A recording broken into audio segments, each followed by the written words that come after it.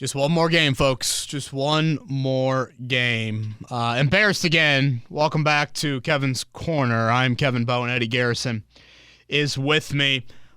And really, it's a shame that that's where I guess my brain goes to start this podcast. That as we sit here on January 2nd, Happy New Year. Thanks, everybody, for tuning in to Kevin's Corner. But it's draft scenario season. I'm literally writing an article last night of if the Cardinals win and the Broncos win and the Colts lose, they can move up to third. Like, that's where we're at right now. And in the midst of it all, the Colts are playing football games and they're getting manhandled. And yesterday was another embarrassing performance. They lose 38-10 to the Giants. Eddie, you are a big NFL fan, so I think you realize it, but the Giants are not some juggernaut. They're going to make the playoffs, but leading into yesterday, they had won 8 games this season, all 8 of them by 8 points or less. They had kind of been the Vikings, king of the one-possession games, and yet they beat the Colts by 28 points. And when we talk embarrassment, it's now just a weekly occurrence. Some historic loss, some just, hey, the Colts have been taken off national television. The Colts have been, we're going to move you off the Colts-Giants game. Hallelujah, people are saying across the nation. Yep. You guys have heard me say it for weeks, and I apologize for repeating myself, but I think it's worth mentioning again. The season has gone from disappointing to embarrassing. It is a weekly embarrassment now, which I think is worth mentioning. It's not just an overall embarrassment. Week in, week out, this football team comes and plays 60 minutes of football, and you're embarrassed. And when you look at the teams around the Colts, Eddie, in the current draft order standings, all of them have had a game or two here in December and into January where it's like, oh, wow, that team's still showing some fight. Did the Texans not take Kansas City to overtime? They did. Did they not win at Tennessee?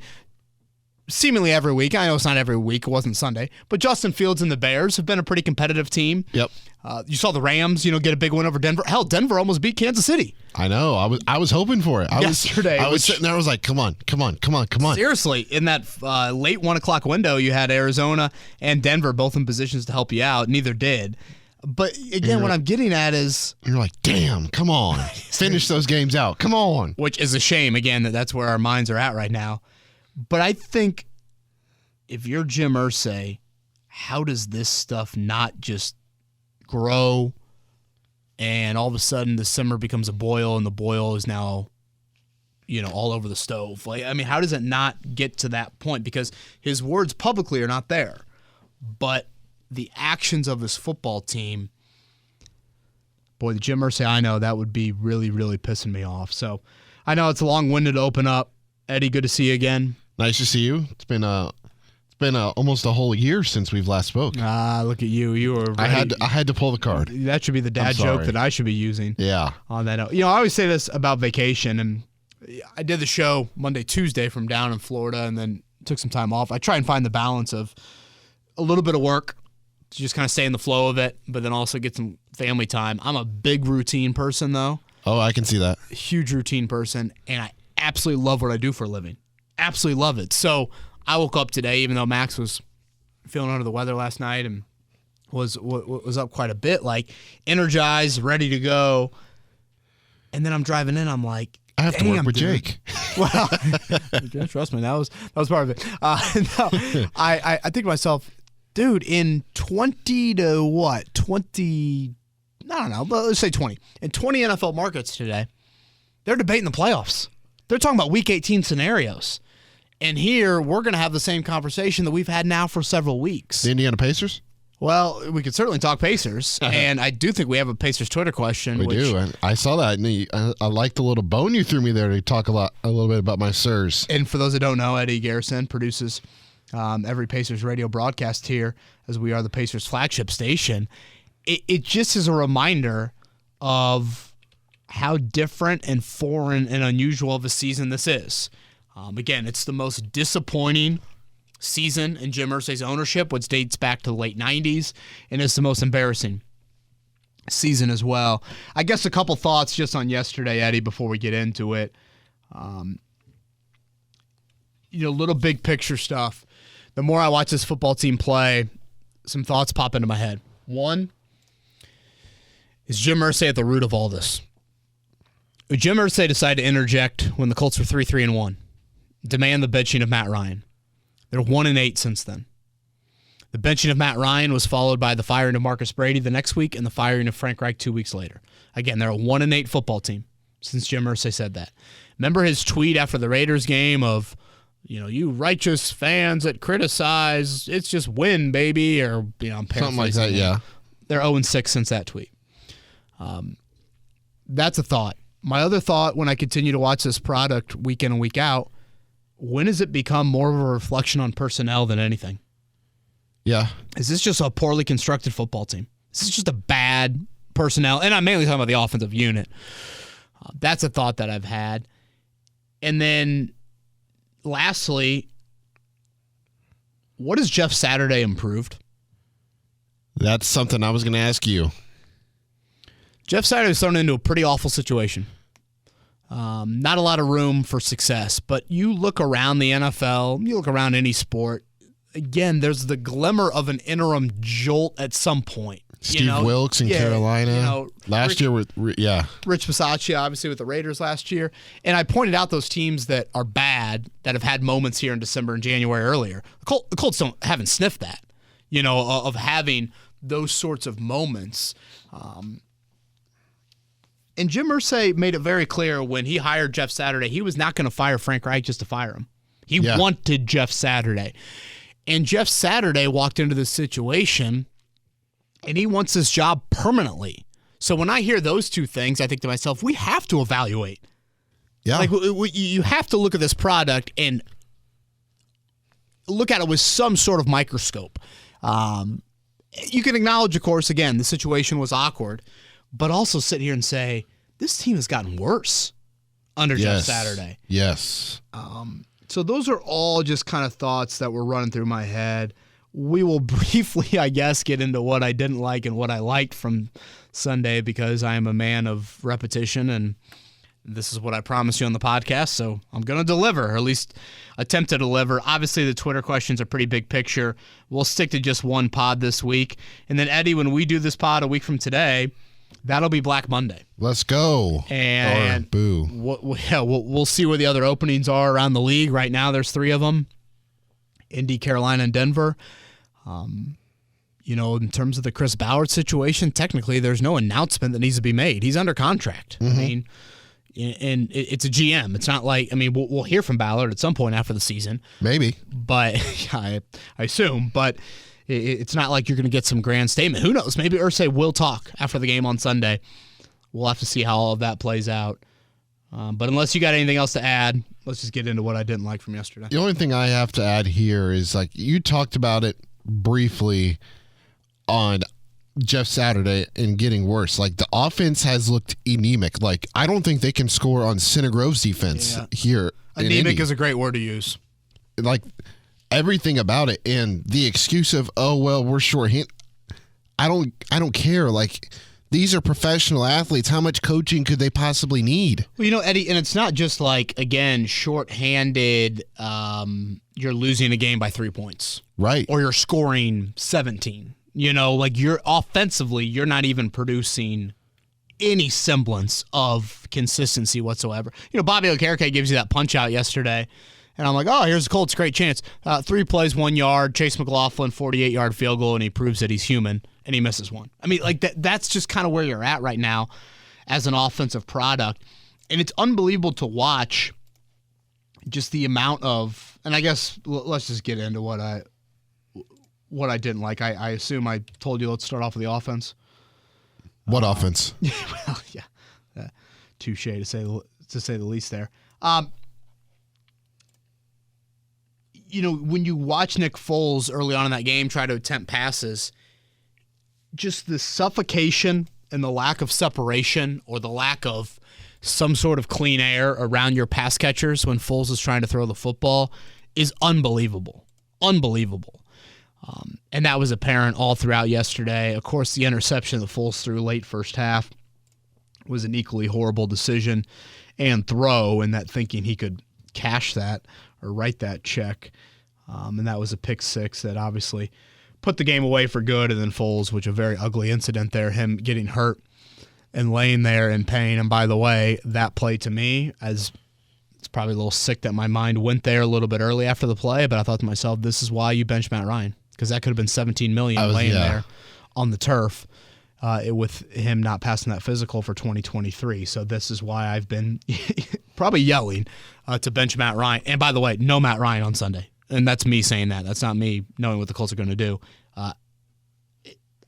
I wouldn't dress him. Go, and I assume they will dress him, but Ellinger start and go find another quarterback. Chad Kelly's out there somewhere, right? Swag, Jim Sorgi, Curtis Painter, whoever can be under. Jack Cohn, bring him back. Jacob Eason. After the preseason. Jacob Eason's somewhere, right? He's in Vegas. Was he Vegas? Yeah. Wow, good for him.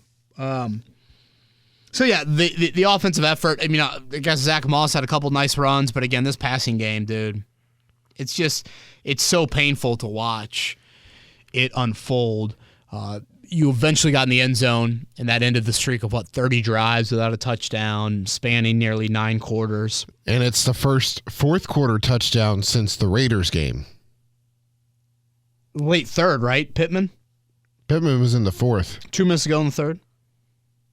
Didn't they score? I thought that was in the fourth quarter. No, 16-play drive, 2:08 to go in the third. That made it 31-10. I mean, at that point, obviously, it was me, unless you had Michael Pittman on your fantasy team, which I might have.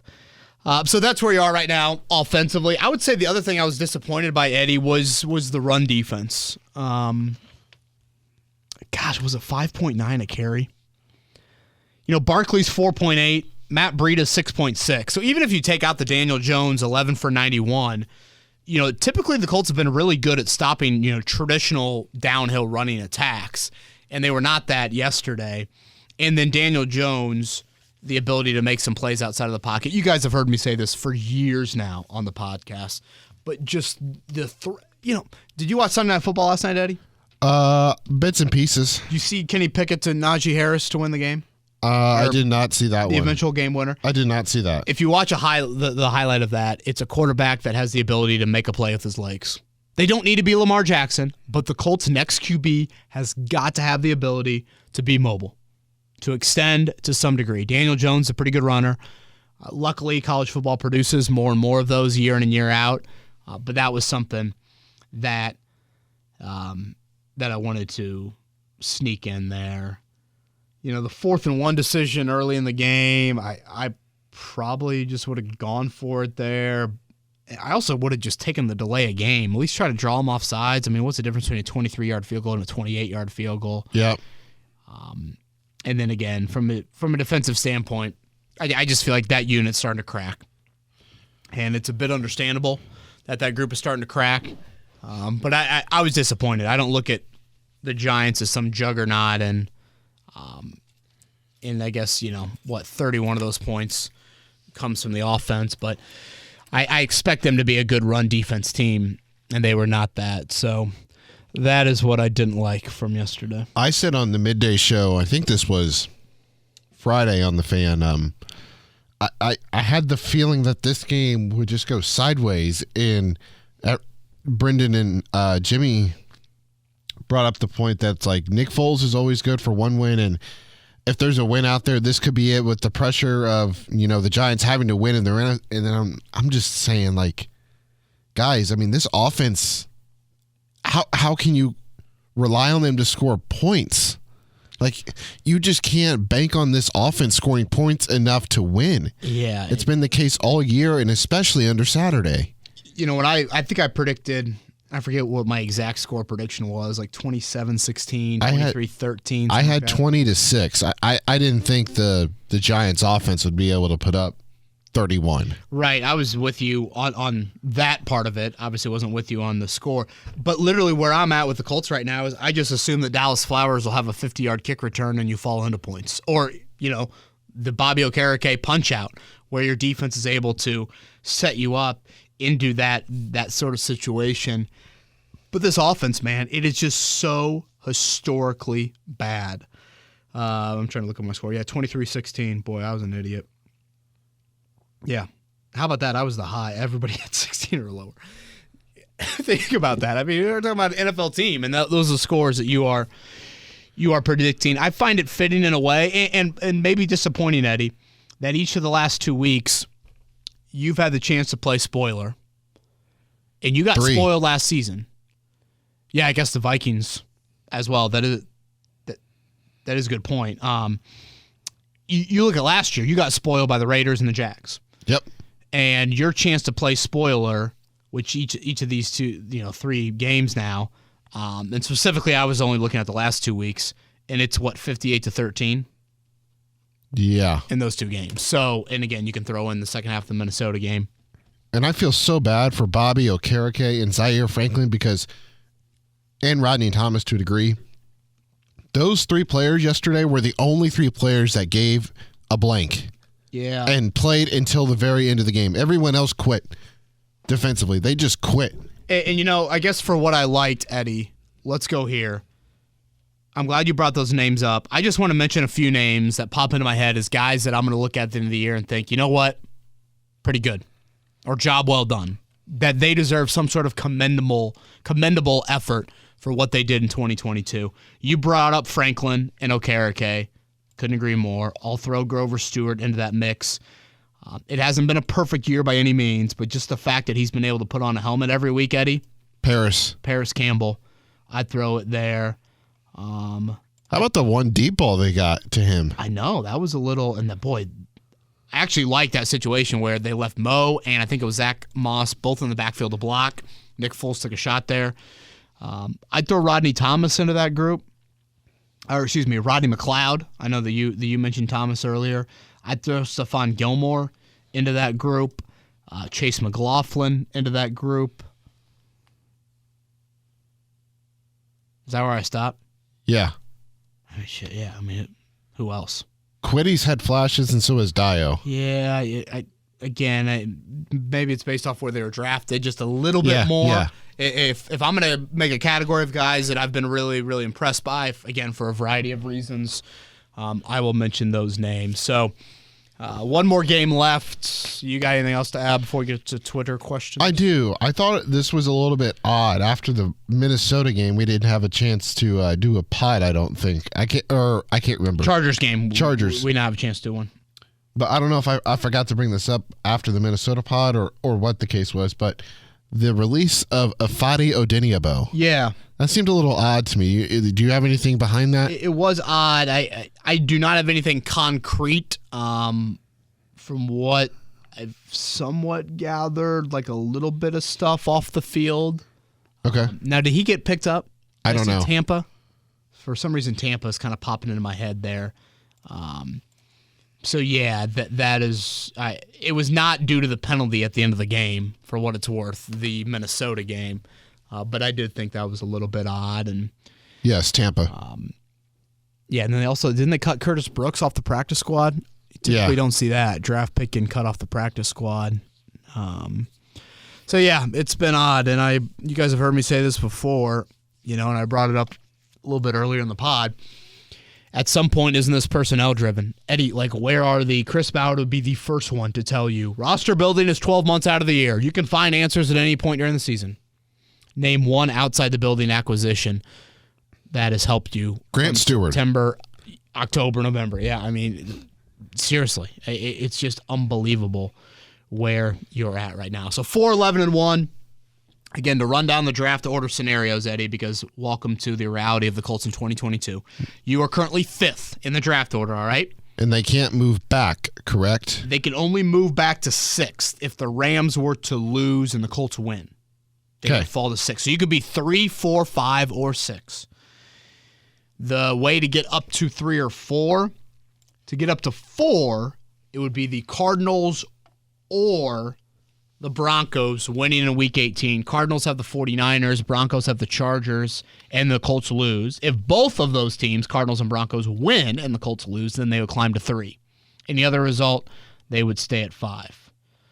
So that covers everything on the draft order standpoint. Right now, you look at those first 4 above you, Texans, Bears, Seahawks, Cardinals. Texans are taking a quarterback. Bears are not. I would say the Seahawks are likely to take a QB. And I think the Cardinals is a true coin flip for me. Yeah. Especially if they fire Cliff Kingsbury. I know they just extended him, so it'd be quite a hit to them. But their GM situation, of course, is I think Steve Keim's done there. So I'll be very interested in how that plays out.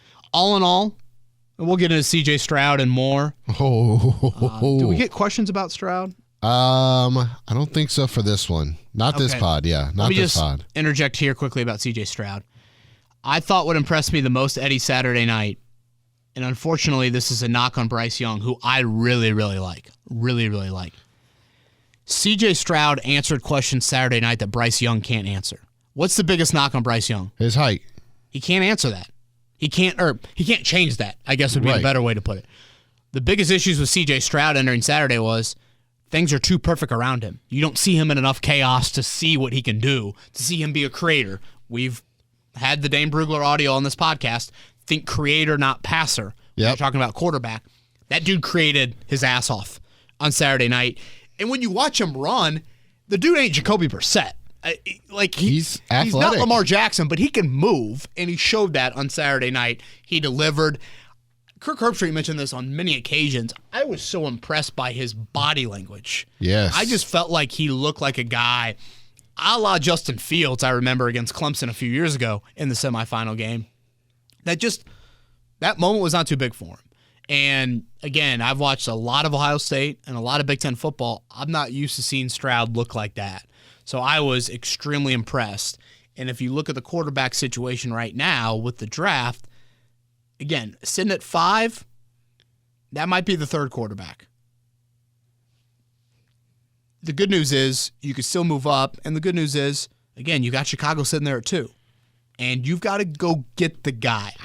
We'll get into this more in the offseason. I think one of the biggest misnomers, laziest excuses with the Chris Ballard era is he hasn't had the ability to draft his quarterback.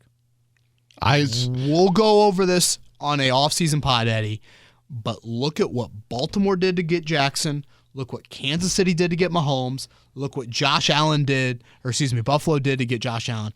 None of those franchises sat on their ass and said, you wait to fall to us. Couple pods ago, I brought up the 2020 draft. That's where it kind of... And that's when you're sitting at 13 and you made the trade for Buckner. And, I would argue, Eddie, you've had other chances. I mean, sitting at 21 with the pack, like, you've got to go get the dude. You can't expect the dude to fall into your lap. And again, Kansas City, Buffalo, and Baltimore are perfect examples of it. But to that point, how do you get Bryce Young or C.J. Stroud? I'm probably a little bit more open-minded to Will Levis than most. I know a lot of people just hate the stats, hate how he's looked in the SEC. I think you counter that with a couple of things. One, throw him into Ohio State or Alabama's offense and see how he would play around those offensive linemen and skill players. And two, and this is a point you're going to make no matter if you draft Bryce Young or C.J. Stroud, you're going to have to effing develop. Yep. You are going to have to develop because that's just the name of the game. And some coaching, a lot of coaching arguably, is going to be a big, big part of this. Anything on your end before Twitter questions? Nope. I've just been a big C.J. Stroud guy from the get-go. Yeah, you have been. And again, I've watched him a lot, and I needed to see Saturday night. I was not necessarily in that same boat. I needed to see Saturday night. I have never been of the belief of, he plays at Ohio State. None of their quarterbacks have success. Again, I think that's such a lazy narrative to use with him.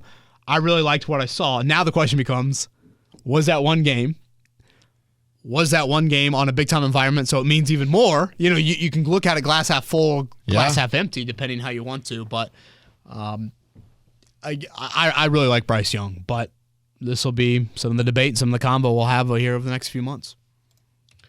Twitter question number 1 comes from James.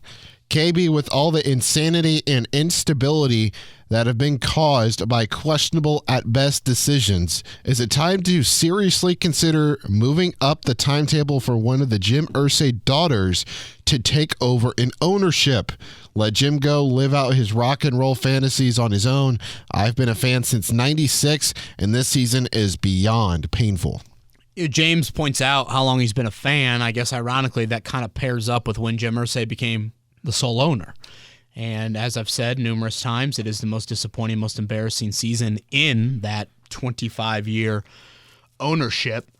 My first thought is no chance Jim Irsay is going to step aside. Zero chance whatsoever. He wants to be the one making the football decisions and will be the one making the main football decisions for his franchise probably until he passes, to be totally frank. Having said that, James, as I mentioned earlier in the podcast, Eddie, they're 1-8 since Irsay decided it was time for Matt Ryan. And you know what? He wanted Matt Ryan even earlier in the season. Yep. Than when he stepped in and officially did that. The emotionally charged owner and the comments he made at that press conference as well, those were some scary comments in my opinion. And the result, the actions, have been a product that has just absolutely been horrific since then. So again, I don't see Irsay taking any sort of backseat. To me, the bigger, within his family, I guess, within the decision makers, the question that I would have more is, do you let your GM do the job that you've hired that person to do? Mm-hmm. There's probably a fine line in the NFL between having an owner that's interested, but having an owner that's not going to meddle. You obviously want some football acumen with that person. Jim Irsay certainly has that. But you don't want to get too blurry. Yeah. And it's certainly blurry here in Indy. But that would be my question. Can you hire a GM? And again, it might very well be Chris Ballard just staying here. Do you trust that person to do the job and then have the head coach under that person? And I think it's so key just to align head coach and GM, because I think when you don't do that, you naturally get backstabbing. Yep. You have two people working in different directions and wanting different things. I mean, when Chris Ballard's watching that 2017 season unfold, there had to be an element to him that's like, oh man, the more we lose, the higher we're going to have with that draft pick, knowing that Chuck Pagano wasn't going to be the coach the next year and Ballard was going nowhere. You get some of that, and it's very awkward for a franchise. Agreed with you there. Garrett is next. Hey, Kevin, hope your family had an excellent Christmas. Garrett, we did. Big kitchen set for Rosie Bowe. Thank you to the Witchker, Peter Witchker, for helping me out on that front there. I'm just upset you didn't have to build it yourself, because I had a friend of mine. He got one of those for his one of his kids, and right. He was up until 3 a.m. putting that thing together. You know what? I have not been there yet. I assume I will be there at some point in my fatherhood, but let's just say Rosie is thrilled by it, and we are very happy, and we're very grateful to have great friends that could help us out there. If the Colts pass rush was at a D level last season, where would you grade them now? I've been mildly impressed watching Quiddy and Dio and feel as if they've anchored the defense well. Feels as if the offense doesn't deserve to be kept in the game by them each week. Also, I went to my first Pacers game last week against the Hawks. Any tips for enjoying a Pacers game? Thanks to you and Eddie. Happy holidays, fellas. Thank you, Garrett. I appreciate that. We echo those same sentiments. I guess let's start with the Pacers before we get into a little bit of pass rush question. I am obsessed with Gainbridge Fieldhouse. Yep. I think gates open at 6 usually for a 7 o'clock tip? It's usually about, I can't tell if it's 90 or an hour. I think tip. It's an hour. I would walk around. I don't care where your tickets are. I'd walk around. I think the artwork and the ambiance and just kind of all the sights and sounds is really cool on the concourse before games. Especially with the new renovations, there's right. a lot of cool and different things that they've put in. Right. The field house now. And again, walk around the gift shop, walk around, see Boomer, whoever. I love just kind of the main entryway. There's always some fun activities of the Pacemates going on. So I would definitely do that. Check out the new Skywalk that's up there. I've heard it's still really cool. I don't think it was open yet when I went to a game last month, so maybe that's changed. It's open now. Is it open? Yeah, it's open now. So yeah, I would definitely check that out. I was really looking forward to that. But yeah, Pacers, man, what a difference a year makes. Oh yeah, Tyrese is him. As far as pass rush, a D last year, Eddie, feel free to rip me. I'd probably go C+ or B-. I was gonna say C. Okay, well, I guess I'm the son of a teacher and two teachers and being too generous with my grade here. The numbers are pretty strong when you look at just the pure sack numbers. And I think they'll be a top half team in sacks this season, if I'm not mistaken. I don't feel like the pass rush has been there when you need it. That's why it's a C for me. And I don't think you've disrupted timing as much as I would like to see. And I know that's twofold. That's rush and cover. But that was the biggest thing that I thought was the knock on the Eberflus era. I didn't think you disrupted timing. You let opposing quarterbacks get into rhythms too easily. And too early in games. Correct. And I feel like that has kind of been something that you've continued to see. And when you've had a sack, it's just kind of like It's like on a second and 3 or second and 4. Yeah, just not like into drive, into half. Into game. Big part of the field, certainly into game. That's where I would like to see it improve. But just more than anything, just like the amount of contested catches that I see the Colts have to make, and I know a lot of this is on the Colts offense, but the amount of contested catches I see the Colts have to make versus Colts opponents have to make against the Colts is something that stands out to me every game. Yeah. And basically, if you target anybody besides Stephon Gilmore, you're going to get a good amount of space. I'd say Isaiah Rodgers. To make a catch. Rodgers, yeah, it's probably could throw Rodgers in there. But that has been disappointing to me. And obviously Gus Bradley, if he's here, if he's not, that'll be a big question that I continue to have. How much is the lack of passing offense on the pass catchers? This is from Mike. Obviously, offensive line, quarterback play, and play calling have been terrible, but there's been less talk about the receivers. I feel like Frank Reich was able to scheme them open at times, but now it seems like nobody is ever open. Follow-up question, try and assign percentages of blame for the offensive line, the quarterback, play calling, and the receivers. Yeah, it's a really good question, Mike. There's certainly blame to all of those groups, and I'm glad that you pointed that out. I would say in general, I think you are below average in the pass-catching group. It's been a little better than I thought it would be, but I still think you're below average with that pass-catching group overall. And really, the whole offense is below average outside of running back. The whole, and in some spots, very below average. Quarterback being, of course, at the top of that list. So, I would say the root of the issues offensively started with your offensive line this year. And mainly it's the return on investment that has really, really hurt you. So I would lay a lot of blame there, but I would put quarterback very close to first on that list. Just because you also pay that position more than any other, and you expect that position to be the ship that kind of rises the others. And you certainly have not had that there. Play calling is involved in it as well. I wouldn't put that as big as the personnel. I think so much of it is offensive line and quarterback driven. Again, there is blame to put at all of it, and I could probably listen to people that would put more blame on play calling or on the receivers, but I would say the root to me is much more O-line quarterback. I'd put that at, combine it 75, 80%. I think the start of the year, the root was the offensive line. And I think as of late, the offensive line has played better. Bernard Ryman's looked better. Will Fries has looked better. But for me, out of all of that, I don't think there's a main problem now.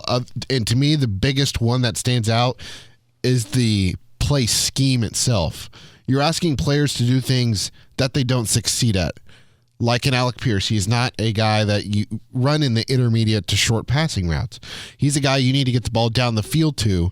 And I just feel like right now the offense hasn't put the receivers in their best positions to win or to succeed.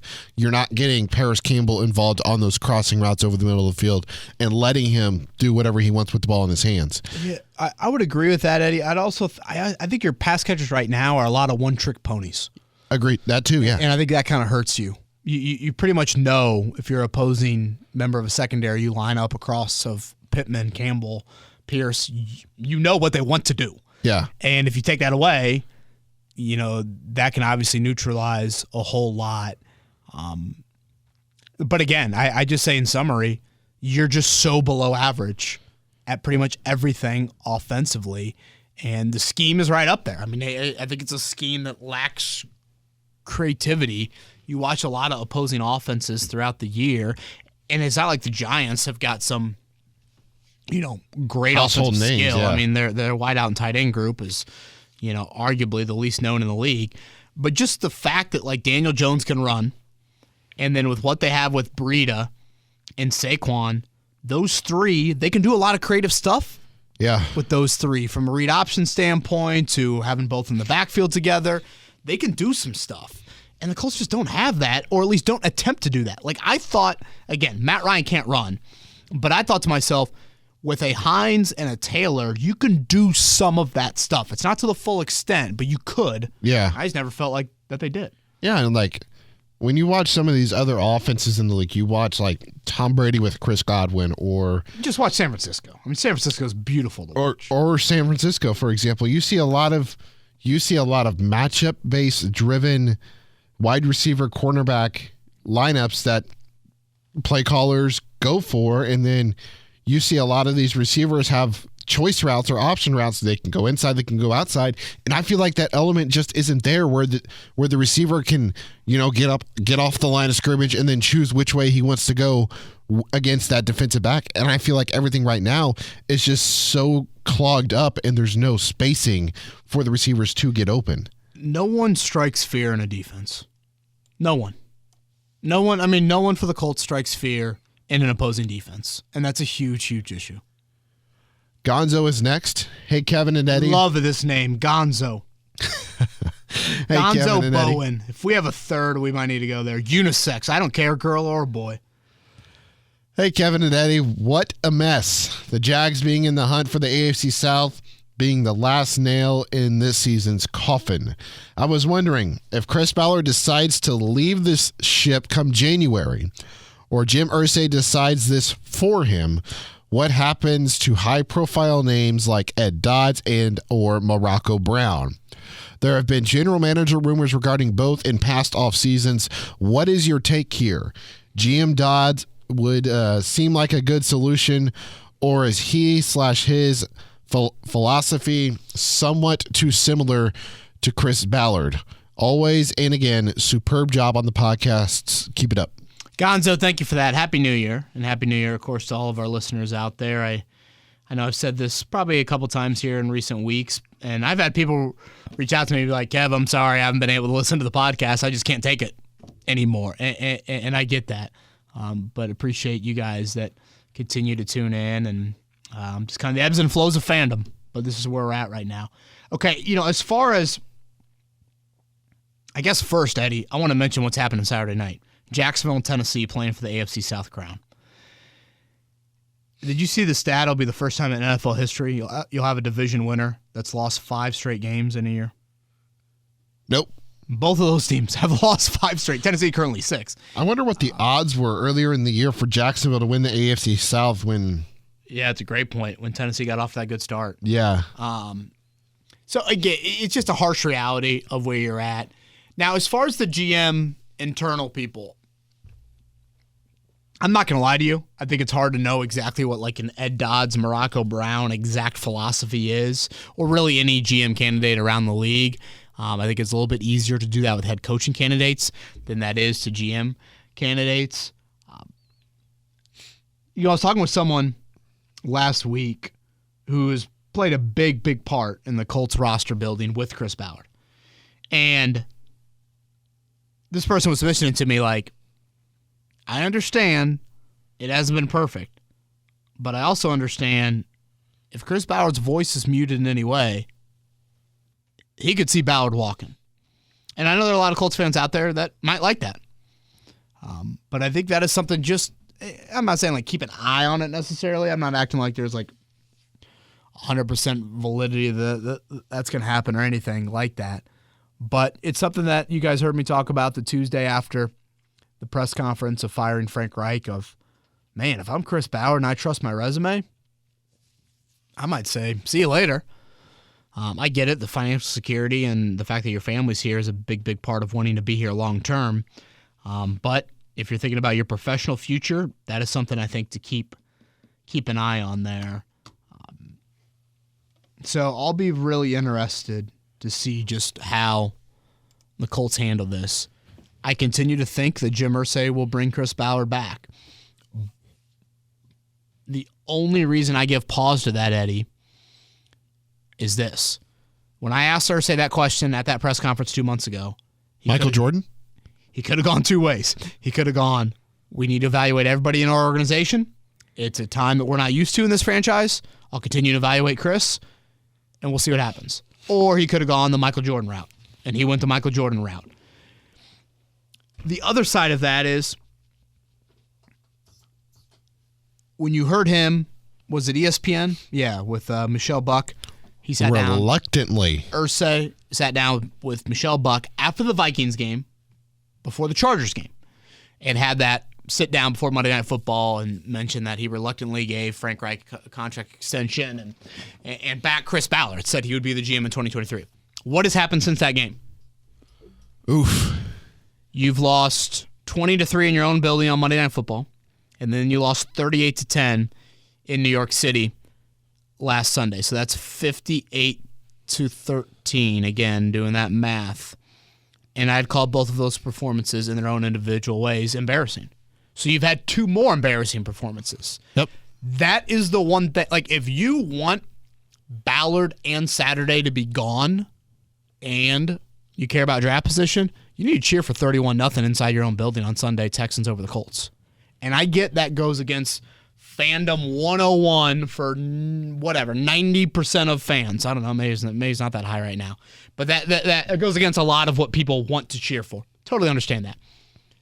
I'm just saying, if you want Ballard to change his mind, have a change of heart, cheer for embarrassment. Cheer for embarrassment. How empty do you think Lucas Oil Stadium will be Sunday? It's a great question. I was surprised about how what I felt like was a good environment the Chargers game was. Well, you've got Justin Herbert, Keenan Allen, Austin Eckler. And maybe there's some Christmas, hey, we bought a ticket to Christmas back months ago. Yeah. You don't have that with Houston January 8th. I was at dinner that night, Monday night. I was at, Olivia and I were out to dinner, and we were at a hibachi steakhouse, and we sat down, and we were with this family of like 5 or 6 people, all dressed up in Colts gear, and I'm like, you guys going to the game? They're like, yeah. We bought these tickets in the preseason before the season started because we thought it'd be a good game. Yeah. I was like, well, why'd you sell them? She goes, well, because we pay good money for these tickets, first of all. Second of all, it's a Monday night game. It's a nice time. Kids are they had 2 kids, and I believe one was in college. The other 2 were in high school. The whole family can get together, have a night together, have some fun, and go out and watch, a football game. And obviously a lot of people are either home from school, just home visiting family, not working on December 26th, December 27th, all of that. So, I'll be interested to see what it looks like in there on Sunday. CR, with how bad the quarterback play has been and the fact that the Colts offense was the number 1 offense for a stretch of last season, do the Colts owe Carson Wentz an apology? And I think you can remove Colts and replace that with Jim Irsay. Yeah, I thought it was ridiculous how Jim Irsay described Carson Wentz throughout the offseason. And again, as someone in my position, Jim Irsay being candid is what I want. I want honesty. I want candor. So I appreciate that, but I can disagree with the opinion. And I think we said it at the time. Both instances could be true. Did the Colts need to move on from Carson Wentz? Yes. Was Carson Wentz the sole issue in the 2021 season and the downfall of that season? Absolutely not. And I just think Jim Irsay had a vendetta really against Carson Wentz from day one, vaccine related. Yeah, and I know that might sound a little bit harsh and might be speaking out of turn there, but I truly believe that was a big Ballard Irsay issue.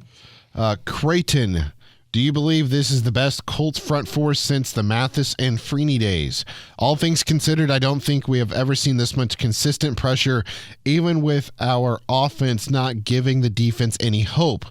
Also going to the Colts-Giants game this weekend, and I'm all about the tank, baby.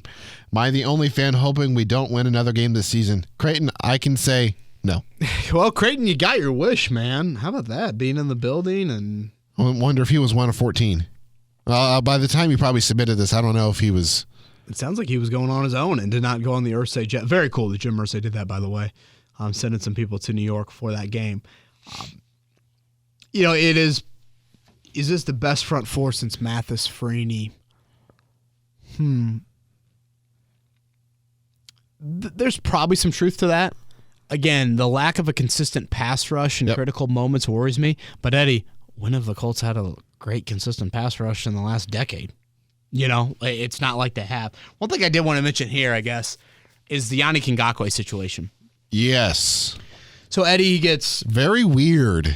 Yeah, so the Colts say on Saturday, I think Saturday was the day that they announced it, that he got hit in the throat against the Chargers, practiced all week long, felt discomfort in his throat after Friday's practice, and needed surgery on it. I think Ngakoue tweeted something today, like year 8 check or something Year like 8 that. loading. Year 8 loading, so getting ready for next season. Again, he's a free agent. I think the Ngakoue free agency will be fascinating. He played 15 games this season. First time in his career he's missed multiple games in a year. Missed 2. Missed, obviously, Sunday, and we'll miss this week.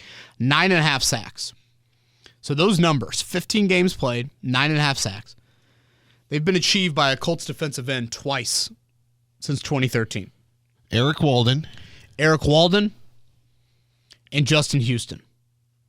Both of those guys were 31 years old when they did it.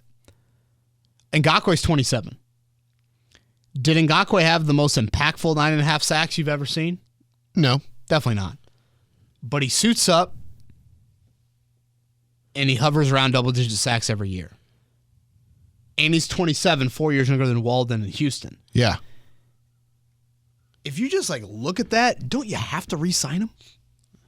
I saw something on Twitter late last night. I'm like, what in the actual hell?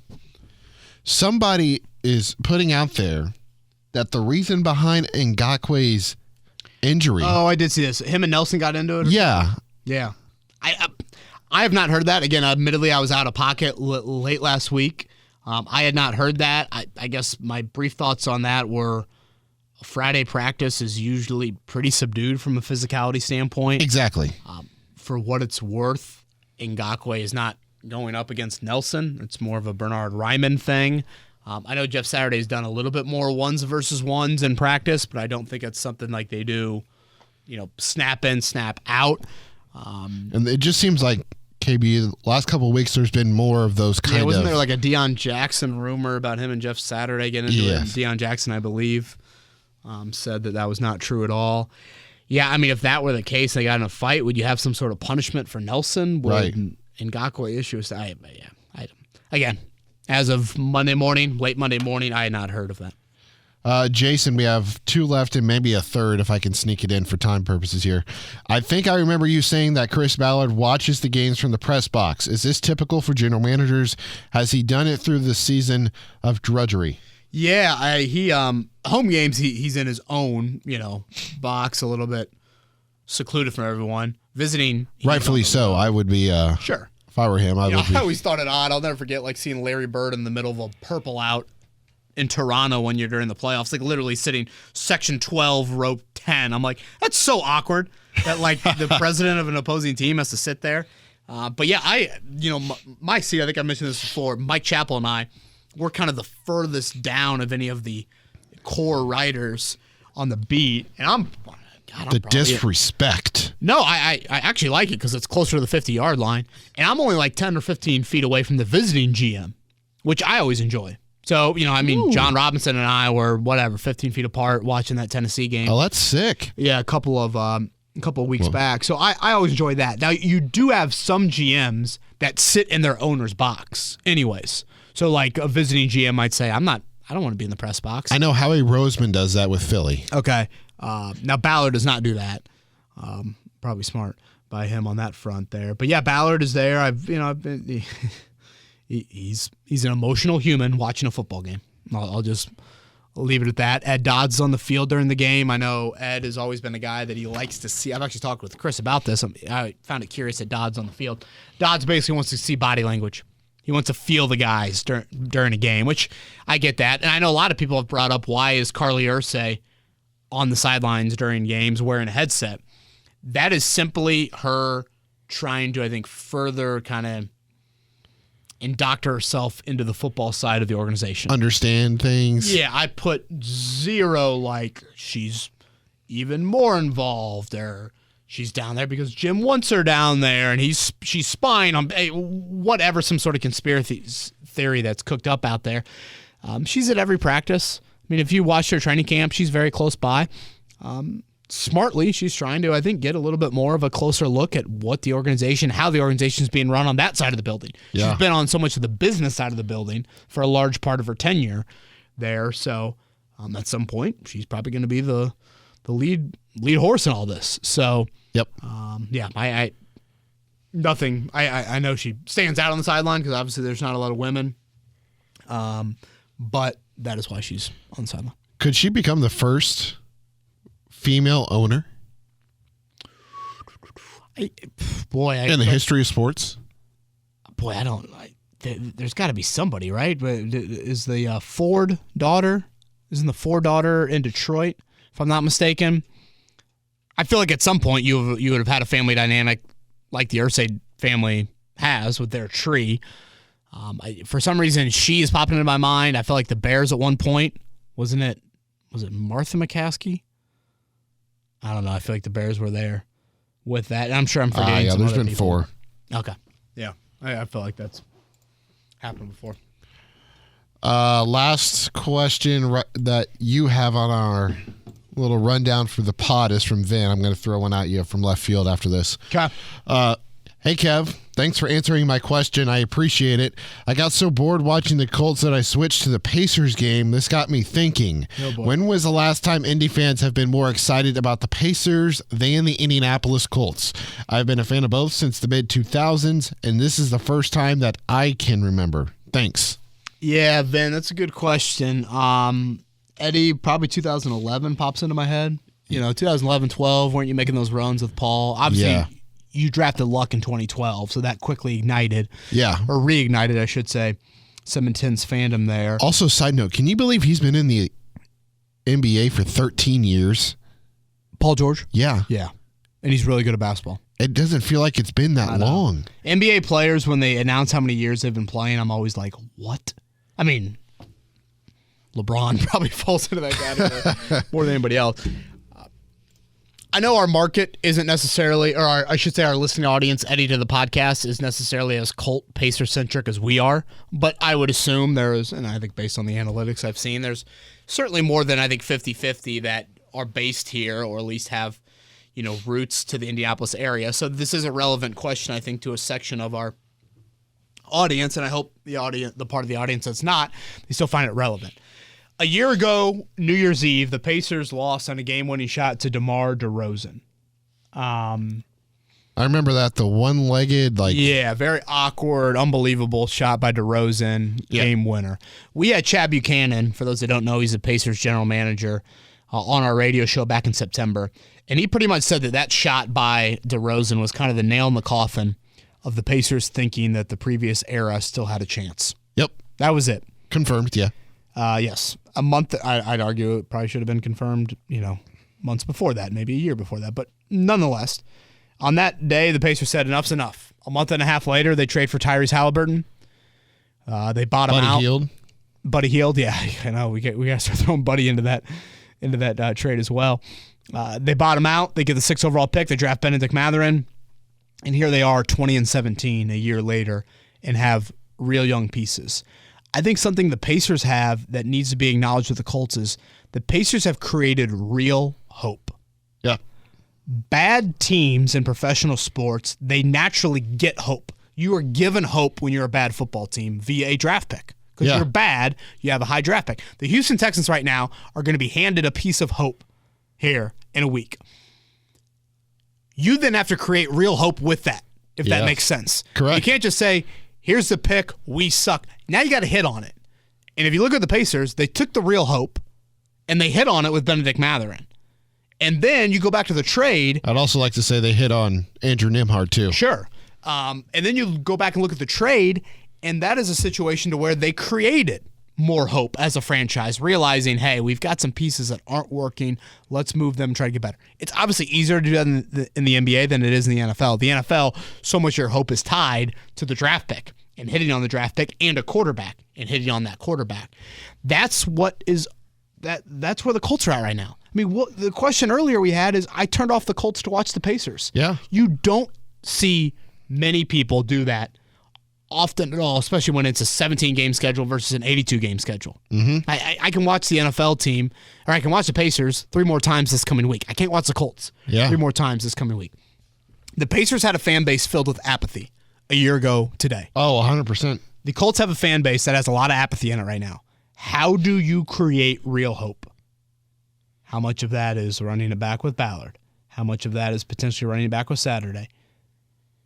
Start there. Those are the first decisions that you're making in the offseason. And then, of course, the big one will come in late April in what you do at quarterback and how you develop that quarterback for years to come. It will not be, in all likelihood, you won't see the immediate results like Halliburton and Mathurin have given the Pacers. Part of that is the sport that they play. It's just different. Yeah. But that is the task for the Colts. And it's a very foreign task. And, they were spoon-fed golden hope in 1998 and 2012. Oh, yes. Spoon-fed it. You aren't spoon-fed this one. Someone's handing it to you, but now you've got to create something with it. Yep. I'll be fascinated to see how all of it unfolds. Eddie Garrison, we got anything else? Do we have to make a Colts-Texans prediction? I'm not making one now. I do have one question. This was submitted after the Chargers game. Okay. So this was December 26th. This is from Mario. It was on Twitter. He asked, what is so wrong about letting Sam Ehlinger play? He's the only quarterback on the roster next year that's currently on the roster. By the way, are we more likely to sign Lamar Jackson or trade for Sean Payton? Oh, boy, that's juicy. I would say there's zero likelihood for either. Yes, I would say that. I'd say trade for Peyton. I feel like quarterback contracts, they always get it figured out. But even with Sean Payton, it's going to cost you a first-round pick. And 0.1%. Okay, give me the Ehlinger part again. Sorry. Mario asked, what is so wrong about letting Sam Ehlinger play? He's the only quarterback that is currently on the roster that'll be back next year. Yeah. Contractually, Matt Ryan and Nick Foles are still under contract for what it's worth, but I do agree with Mario on that part. I mean, how many times have I said it, Eddie? Play Ehlinger. I mean, I've said it for weeks, months now, and I think you could make an argument. Again, I was more of the long-term view. You can make the argument, Eddie. He's better for you in the short term. If you're Jeff Saturday trying to win a football game right now, of Ryan, Foles, Ehlinger, it's probably Ehlinger that gives you the best chance. Yeah. Which, again, is scary. To a degree, but that's where you're at right now. So I think the reason why, to answer Mario's question, is Jeff Saturday, I think, comes from a line of football thinking that the veteran quarterback is the route to go. And he really loves the veteran aspect and the leadership and the command and all of that.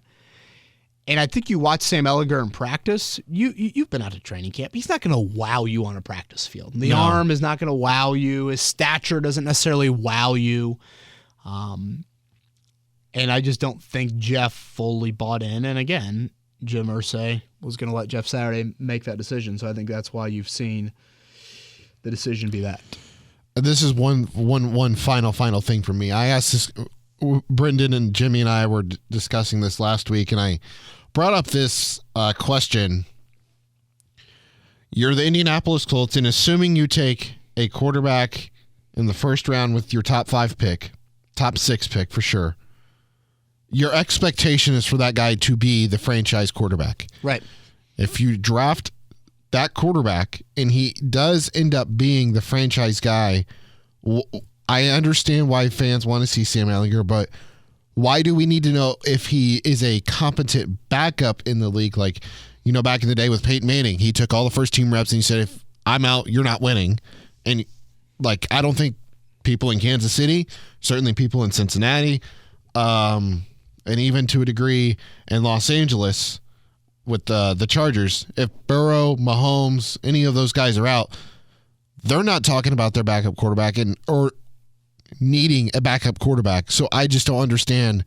And that's not, I don't understand, but why are we putting such an emphasis on figuring out if Sam Ehlinger is a backup quarterback in the league if the Colts, if all things go right and they hit on that draft pick? Yeah, I understand where you're coming from, Eddie. I do think it's important, though, to have the backup answer figured out because it is something that you mentioned teams that obviously have not needed to rely on their backup.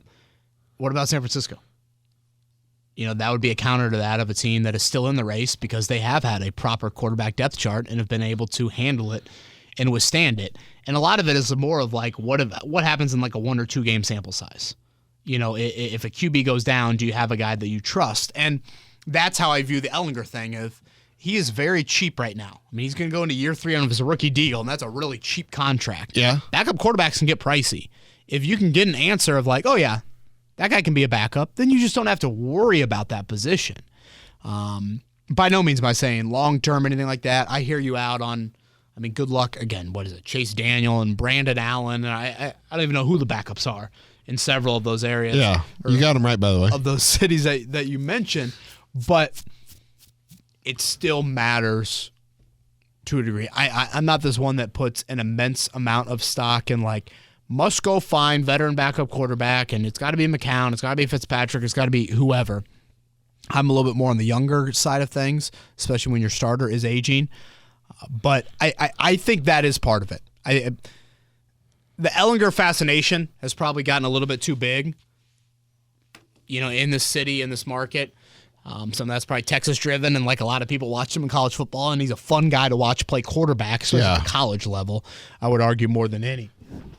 But I think that's a part of it. You got to see if he can be your backup because I don't think Nick Foles would want to be here next year. Matt Ryan should not be here next year.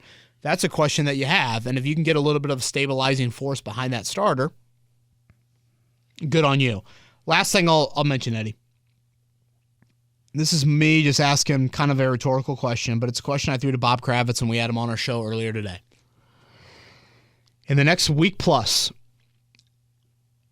would Jeff Saturday or Chris Ballard, and this is me just throwing out a hypothetical, would either of them go to Jim Irsay and say, it's either me or him? If you're Chris Ballard, would you say, either I stay and he goes, or I go? Or would Jeff Saturday say, I want to be here, I deserve to be here, you want me here, but if I'm here, he goes in Chris Ballard? I think if you're Ballard, you can't give Irsay that ultimatum. And I think a lot of people listening would say neither of those men deserve that ultimatum. But in Jim Irsay's eyes, I'd be very curious to hear how that would play out. For what it's worth, Bob said he thought that Saturday would have a little bit more. I could see that. Clout in that scenario. But I just think when we talk about head coach and GM, pairing them up together, it's something to keep in mind. And if you already have the GM that you feel like is the general manager, you have to let him go get the guy he wants for the fit in the marriage or pairing or relationship. Yeah. Whatever phrasing you want to say, work. Eddie Garrison, Colts 17, Texans 13. Oh, Lord. Oh, man. I can't believe I just said that out loud. Is it Mills? They went back to Mills. No Jeff Driscoll? Driscoll was the backup. Kyle Allen was inactive. I think they're somewhat healthy, but Dameon Pierce is out for the year, right? Yeah, he's on IR. So they've been rolling with, I think it's Dari Ugumbawale and Rex Burkhead and company. Gosh, do I have to pick? You got to. I just did it. God dang it. I'll go tie. Give me the tie. I'm just kidding. Let's go. I'm just kidding. I would love that. Give me the tie more than anything. I love that about you. I'll do Texans 2017. God. Imagine Texans fans listening to this being like, Eddie Garrison thinks the Texans are going to score 20. Granted, how many Colts fans are like, Kevin Bowen thinks the Colts are going to score 17? I think the Colts are scoring 17. Eddie, have a happy new year. Thank you. Happy New Year you to too. all of our listeners out there. The off season's Good win, by the way. good win for the Irish. Yeah. Yes, thank you for that. That was an exciting game, back and forth. Great, nice comeback. I feel like bowl season's been really good. The semifinal game's just incredible, and that's Yeah. all I want. I got little rooting interest. Give me good games, and for once, it finally lived up to it after all those duds of semifinal games, which Notre Dame have been involved in a few over the years. Podcast schedule throughout the offseason. We'll continue with one a week. I know there will be an emergency podcast, of course, coming up here in January, potentially February as well. But look for the next one a week from today. That would be Monday, January 9th. Everybody have a great week. Safe travels as you get back into the swing of things. We'll talk to you next week.